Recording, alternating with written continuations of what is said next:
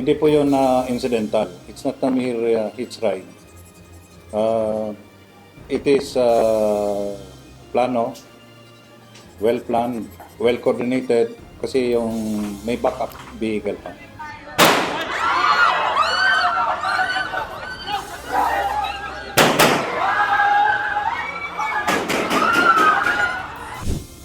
Mahigit 2 linggo matapos ang nangyaring putukan sa Senado at ang pagtakas ni Senator Ronald Bato de la Rosa, tinuldukan na ng PNP Criminal Investigation and Detection Group ang tanong ng publiko na kung ito ba ay konektado. Base sa investigasyon ng CIDG, planado umano ang senaryo sa Senado mula sa putukan hanggang sa pagtakas ni Senator Ronald Bato de la Rosa noong May 14. Ayon kay CIDG Director, Police Major General Robert Alexander Morico II, bagamat magkahiwalay na insidente, lumalabas na bahagi ito ng planong pagpapaalis kay Bato sa Senado. Let me just say na, two incidents po yun. Yes. They are related.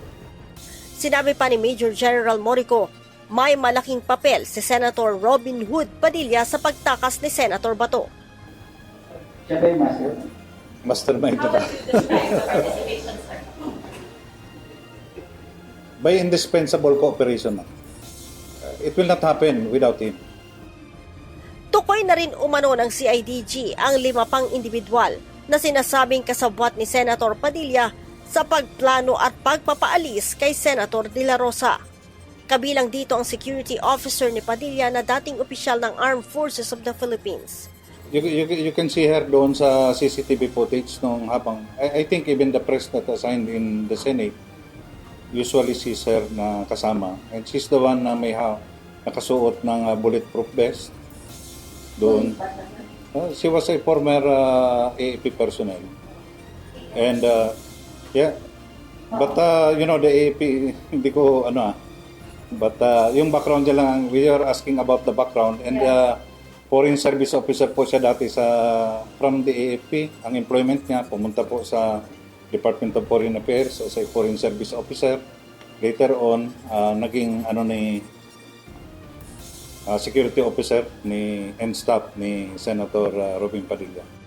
Una nang ipinagtanggol ni Senator Padilla ang tinutukoy na staff. Kilala na rin umano ang may-ari ng pick-up na nagsilbing security at backup ng sinakyan ng mambabatas. Yung owner is anak po nung tito niya. Tito ni Senator Padilla from the mother side. Kaugnay nito, nairekomenda na ng CIDG sa Department of Justice ang pagsasampa ng kasong obstruction of justice laban sa 6 na individual.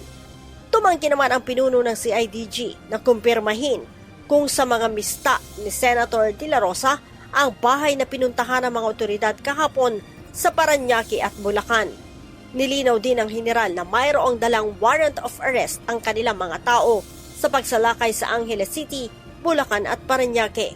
I'm very thankful doon sa mga tao for allowing us, for accommodating us, for opening their door sa amin, for supporting the investigation, for their privacy also, and out of respect. I wouldn't want to comment.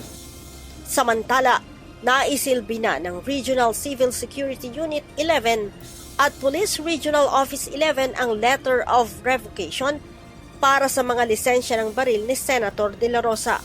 Tinanggap ito ng legal representative ng senador na si Attorney Vicente Adrian Pajaro. Sinabi ni PNP Public Information Office Acting Chief Police Colonel Allen Reyco, sakaling mabigo ang kampo ni Senator Bato na mai-surrender ang kanyang 117 armas, saka pa lamang maglulunsad ng operasyon ang mga pulis.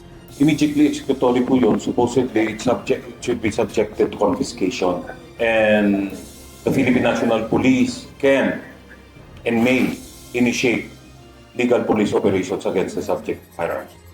Si Senator De La Rosa ay itinuturing na co-conspirator ni dating Pangulong Rodrigo Duterte sa kasong Crimes Against Humanity for Murder sa International Criminal Court kaugnay sa war on drugs ng Duterte administration. Leia Ilagan, UNTV, News and Rescue. Diyos ang aming sandigan, serbisyo publiko ang aming pinahahalagahan.